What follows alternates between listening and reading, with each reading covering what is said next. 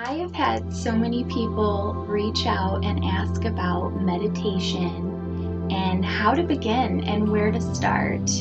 And I'm so happy that everyone is so intrigued because this is a practice that I recommend for so many,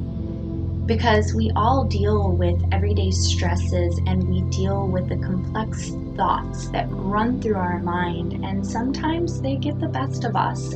and we allow our thoughts to trigger those reactions within us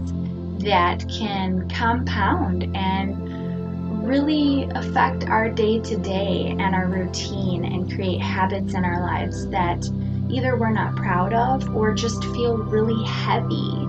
So being able to relax and breathe and learning how to meditate and learning that we are not attached to our thoughts, and we can learn to navigate through them and really open up and embrace inside truly who we are, and allow that peace and that calm and that clarity that we know is there to flow through us. And I am telling you, this is an opportunity for you to learn to meditate.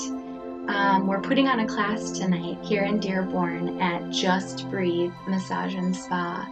and I would love to take this opportunity to invite you to come see us and share in this experience. It's great for beginners that are wanting to learn, and the support and the love that is going to be in the environment